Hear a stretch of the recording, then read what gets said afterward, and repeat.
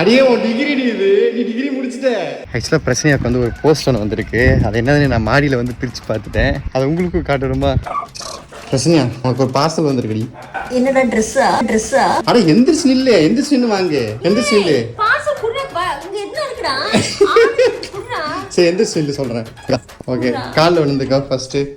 என்ன குடுன்றல? அத குடு. எப்படி பிறந்த எப்படி வளர்ந்த எப்படி எப்படி அடியே உன் டிகிரி இது, நீ டிகிரி முடிச்சிட்ட. ஃப்ரேம் போடவே இல்ல. உனக்கு இது வந்ததே பெருசு. இருக்கீங்க